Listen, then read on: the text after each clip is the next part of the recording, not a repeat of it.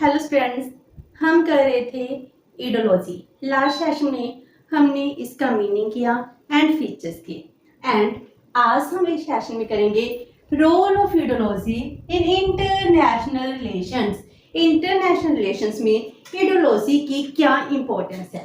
पहले हम ये करते हैं, जो इडोलॉजीज हैं वो बहुत इंपॉर्टेंट रोल प्ले करती हैं और उनमें से बहुत सारी जनरल इडोलॉजीज हैं। जनरल इडियोलॉजीज वो इडियोलॉजी हैं जो हर एक नेशन एक्सप्रेस करता है कि जे हम अचीव करना चाहते हैं। जनरली हर एक नेशन किसी ना किसी इडियोलॉजी को एक्सेप्ट करता है। तो जो जनरल इडियोलॉजीज हैं जी टू टाइप्स की हैं जो सबसे ज्यादा फेमस हैं। First one is liberalism aetiology and second one is humanism aetiology. तो जो फर्स्ट है लिबरलिज्म इडियोलॉजी, ये क्या है, ये पुरानी इडियोलॉजी है जो 17th सेंचुरी से चल रही है। जब हम लिबरलिज्म की बात करते हैं, हम फ्री ट्रेड की बात करते हैं, हम ये कहते हैं कि स्टेट कोई भी इंटरवीन नहीं करेगी इन इकोनॉमिक एक्टिविटीज में। समाज में हर एक पर्सन को लिबर्टी मिलनी चाहिए, चाहे वो कोई भी मैटर हो, इकोनॉमिक सोशल पॉलिटिकल मैटर, हर एक मैटर में हर एक पर्सन को लिबर्टी देना ही लिबरलिज्म कहलाता है। जब हम लिबरलिज्म की बात करते हैं, पहले 17th सेंचुरी में नेगेटिव लिबरलिज्म चलता था, जिसमें हम कहते हैं किसी एक पर्सन की कंडक्ट के ऊपर कोई भी रिस्ट्रिक्शंस इम्पोज ना की जाए। उसके बाद हम पॉजिटिव लिबरलिज्म की ओर चले जाते हैं, जिसमें हम ये कहते हैं कि सोसाइटी के वेलफेयर के लिए हमको ह्यूमन के कंडक्ट के ऊपर कुछ रिस्ट्रिक्शंस इम्पोज करनी पड़ेंगी। तो हम पॉजिटिव लिबरलिज्म में चले जाते हैं। तो मॉडर्न लिबरलिज्म जो 20th सेंचुरी में दोबारा से डेवलप होता है, जिसमें हम और भी ज्यादा लिबरल व्यू लेकर आते हैं, जिसमें हम social economic and political system में फ्रीडम की बात करते हैं, न्यू लिबरलिज्म की बात करते हैं। तो लिबरलिज्म की फॉर्म्स चेंज होती जा रही हैं, लेकिन ये बहुत इंपॉर्टेंट इडियोलॉजी है जो वेस्टर्न कंट्रीज हैं, कैपिटलिस्ट कंट्रीज हैं, वो लिबरलिज्म इडियोलॉजी को एक्सेप्ट करती हैं। एंड इसके ऑपोजिट हमारे पास आती है ह्यूमनिस्ट इडियोलॉजी। ह्यूमनिस्ट का जन्म कार्ल मार्क्स से होता है, इसको मार्क्सिज्म लेनिनिज्म भी कहते हैं। इन दोनों ने इस इडियोलॉजी को जन्म दिया है। वो कहते हैं, जब हम कहते हैं ह्यूमन को फ्रीडम देनी चाहिए इन सोशल इकोनॉमिक पॉलिटिकल मैटर्स में, इट मीन्स क्या है कि स्टेट की इंटरवेंशन नहीं होगी, तो इसमें जो कैपिटलिस्ट क्लास है वो ग्रो करेगी एंड जो पुअर क्लास है उसकी एक्सप्लॉयटेशन होती है। इसीलिए जरूरत है कि जो मीन्स ऑफ प्रोडक्शन है, मोड ऑफ प्रोडक्शन है, वो कैपिटलिस्ट की ना होकर पूरे समाज के होने चाहिए। हर एक पर्सन की कंडक्ट के ऊपर रिस्ट्रिक्शंस लगनी चाहिए।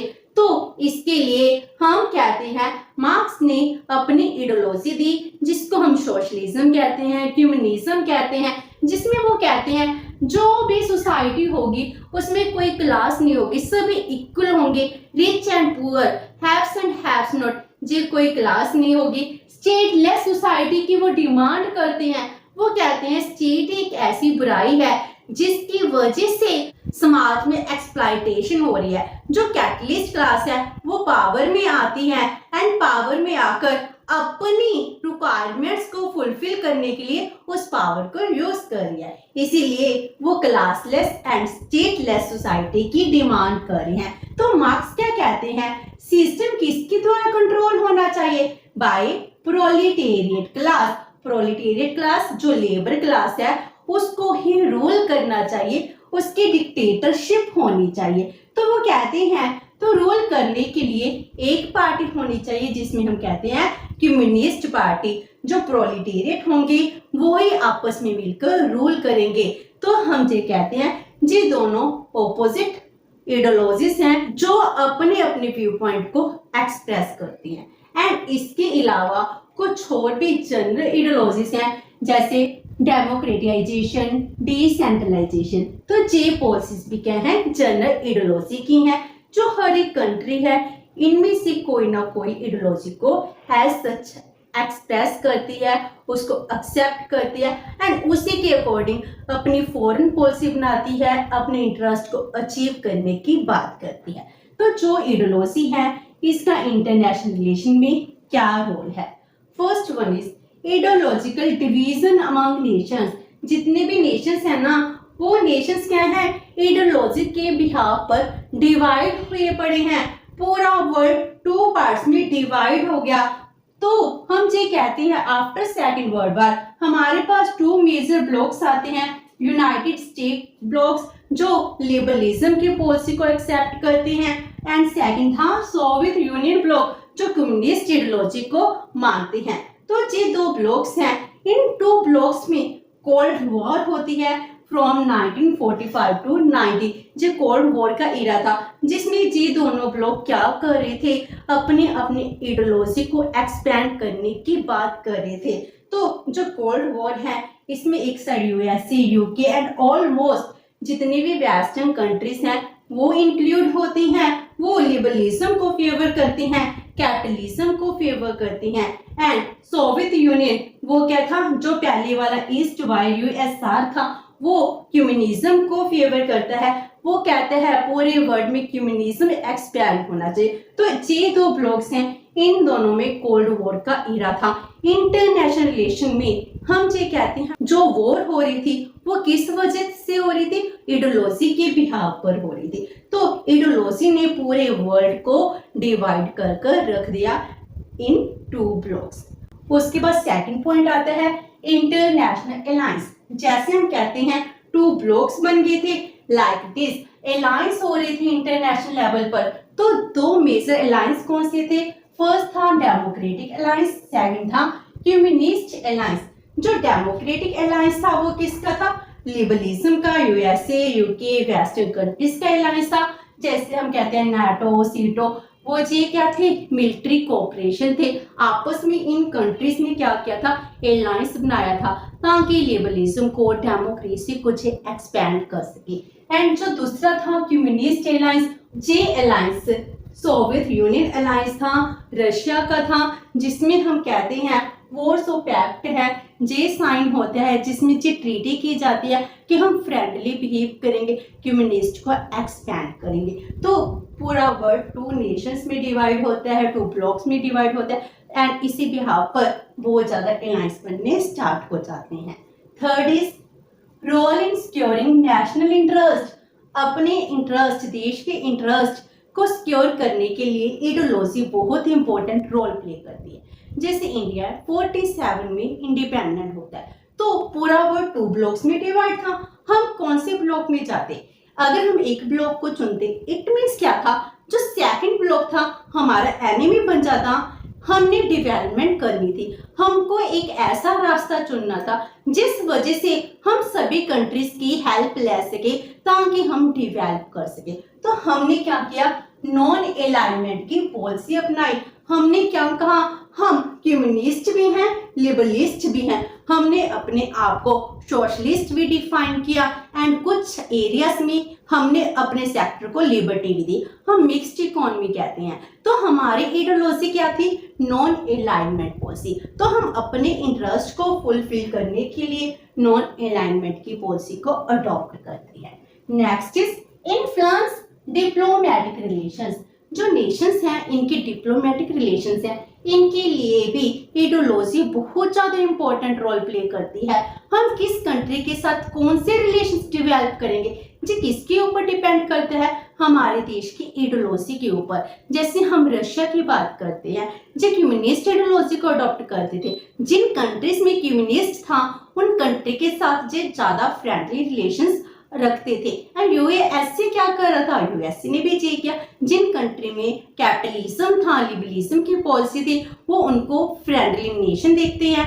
एंड यूएसए चाइना को कैसे देखता है, राइवल कंट्री के साथ देखते हैं, क्योंकि दोनों की आइडियोलॉजी क्या है, डिफरेंट है। इसीलिए हम ये कहते हैं for achieving their social, economic, political goals.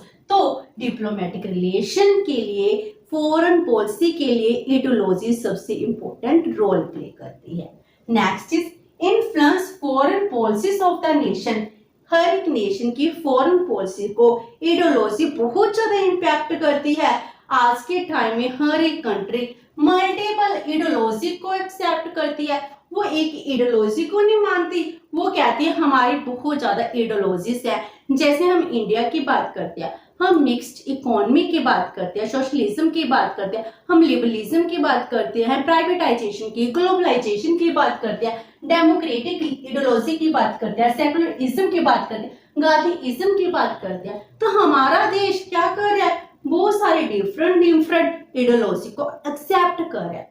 तो फॉरेन पॉलिसी में बहुत ज्यादा आइडियोलॉजीज होती है, इनका मिक्सचर होता है, जिस वजह से हम अपने रिलेशंस डेवलप करते हैं, अपनी पॉलिसी को फॉर्म करते हैं। Next is shape the nature of political system. जो आइडियोलॉजी है देश के इंटरनल मैटर में भी इम्पैक्ट करती है। एक स्टेट की पॉलिसीज कैसी होंगी, उनको कौन डिटर्मिन करता है, इनको डिटर्मिन करती है आइडियोलॉजी। जैसे हम कहते हैं लिबरलिज्म है तो कैपिटलिस्ट कंट्री है, उनकी आइडियोलॉजी डिफरेंट होगी। जो कम्युनिस्ट है वो सोशलिस्ट आइडियोलॉजी को अडॉप्ट करती है, तो उनकी फॉरेन पॉलिसी, उनकी इंटरनल पॉलिसी सब कुछ आइडियोलॉजी के ऊपर ही डिपेंड करता है। Next is national power. हम नेशनल पावर को अटेन करना चाहते हैं।